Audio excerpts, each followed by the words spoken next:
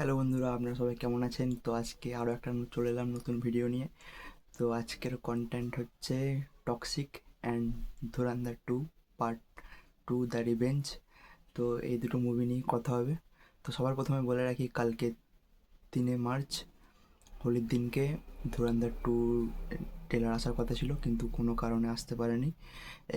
এখন মেকার্সরা অফিসিয়ালি বলছে যে আমরা যেদিনকে ট্রেলার রিলিজ করব তার একদিন কি তার একদিন পর 2 দিন পর অ্যাডভান্স বুকিং ওপেন করে দেবে। ওই জন্যে ট্রেলারটা এখন নিয়ে আসছে না, এই কারণটা ওরা বলছে। তো একদিক থেকে বলবো ঠিকই আছে, সাউথের মুভিটা এরকম ধরেই করে বেশিরভাগ। 1 সপ্তাহ 10 দিন আগে ট্রেলার নিয়ে এলে ভালো, তখন চারিদিকে চর্চা হবে, ওই নিয়েই চর্চা হবে, ট্রেলার নিয়ে। তখন হাইপটা থাকে মুভির। আর বাকি 1 মাস আগে কি বা 20 দিন 25 দিন আগে এলে অতটা থাকে না, তবু হয়ে যায়। কিন্তু 1 সপ্তাহ আগে কি 7 দিন আগে যদি ট্রেলার আসে তাহলে তো ভালো হাইপটা থাকে, অ্যাডভান্স বুকিং তাড়াতাড়ি হয়। তো ঠিকই সিদ্ধান্ত নিয়েছেন। তো শোনা যাচ্ছে যে 7 তারিখ কি 8 তারিখ করে আসতে পারে ধুরন্ধর 2 এর ট্রেলার। এর প্রথমেই যে খবরটা আছে আপনারা সবাই শুনে অবাক হয়ে যাবেন, যে টক্সিক মুভিটা পোস্টপন্ড করতে চলেছে, অফিসিয়ালি পোস্টপন্ড করতে চলেছে বা পোস্টপন্ড হয়ে গেছে। এখনও এটাই খবর আছে। আমি একটু আগে শুনলাম, শুনে খবরটা আমি গুগলে সার্চ করে দেখলাম টক্সিক মুভি রিলিজ ডেট। এখানে দেখালো যে 7 জুন, 4 জুন মুভিটা আসতে চলেছে। 15 রিলিজ ডেট ছিল 19 মার্চ, সেখান থেকে মুভিটা পোস্টপোন হয়ে এখন 4 জুন যেতে চলেছে। তো মেকার্সরা বলছে যে কারণ হচ্ছে মিডল ইস্ট, মানে ওয়ার্ল্ড ওয়াইডে এখন যা সিচুয়েশান, মুভিটা অত ব্যবসা করতে পারতো না। এটা মেকার্সরা বলছে যে ওই জন্য এখন মুভিটা পোস্টপোন করেছে, জুন মাসে 4 তারিখে রিলিজ হবে। তো আপনারা সবাই জানেন, আর কি বলবো, কী জন্যে কী কারণে মুভিটা পোস্টপোন হয়েছে। ধুরন্ধর 2 এর এখন এমন হাইপ, ওরে বাবরে! কাল ইউএসএতে অ্যাডভান্স বুকিং অলরেডি চালু হয়ে গেলো, টক্সিকও চালু হয়ে গেলো অ্যান্ড ধুরন্ধর 2 এরও চালু হয়ে গেলো।